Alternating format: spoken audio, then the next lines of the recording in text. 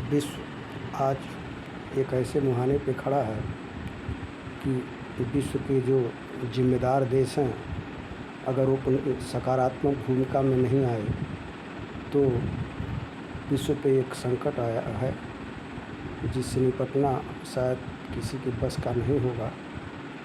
और इजराइल और अमेरिकी राष्ट्रपति ट्रंप का बयान ईरान, जो फ़ारस की सभ्यता कहा जाता है, को लेकर के कि हम एक सभ्यता को ही ख़त्म करना चाहते हैं, यह बहुत ही दुखद है। और G7 द्वारा पारित जो भी प्रस्ताव है वो भी स्वीकार नहीं है और उसका विरोध होना चाहिए, उसकी निंदा होनी चाहिए। जहां पूरे विश्व को मिल के शांति स्थापना करने की व्यवस्था करनी चाहिए, वहाँ जिम्मेदार देश जो अपने आप को विकसित कहते हैं वो अमेरिका तो नहीं कहेंगे, ट्रंप के दबाव में या ट्रंप के निर्देश पे गलत निर्णय लेकर के एक मीडिया में बयान जारी किए हैं जिसका स्वागत नहीं किया जा सकता है।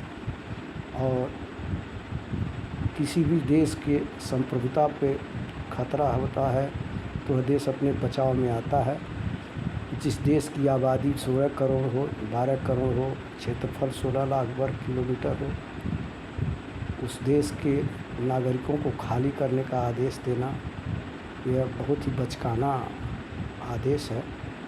और किसी भी देश के राष्ट्राध्यक्ष या सुप्रीम लीडर की बात पे विश्वास करना पड़ेगा, क्योंकि अगर विश्वास नहीं है तो फिर अगर हर लोग अपनी मनमानी करेंगे तो इससे विश्व का कल्याण नहीं होगा। युद्ध किसी के हित में नहीं होता है, युद्ध हमेशा हानिकारक होता है। ये हमको आपको देखना होगा। एक बार ट्रंप को, नेतन्याहू को सोचना चाहिए कि उन्होंने जो कार्य किया, जिसकी शुरुआत की, उसका तीसरी भी वही कर सकते हैं अगर अपनी गलतियों को मानना। और अमेरिकी कांग्रेस का यह निर्णय कि बिना कांग्रेस के सहमत के चाहे पारित जो भी सभी सदस्यों का निर्णय हो, उसके आधार पर अमेरिका मिडिल ईस्ट के युद्ध में शामिल हो, वह ठीक है। रिपब्लिकन भी इनसे, ट्रंप से सहमत नहीं है। यह विश्व के लिए एक अच्छा संकेत है। सभी पक्षों को मिल बैठकर विश्व शांति के लिए काम करना चाहिए। इस पे हमारी आपकी भी सोच यही होनी चाहिए। विश्व के कुछ देश के मीडिया बेहद ही घटिया अपना जिम्मेदारी निभा रहे हैं, उनको वास्तविकता दिखाना चाहिए, कोशिश करना चाहिए कि युद्ध रुके। लेकिन कुछ देश की मीडिया, जिसमें दुर्भाग्य से हमारे देश की भी मीडिया शामिल है, ऐसे निर्णय ले रही है, ऐसे कार्रवाई कर, ऐसे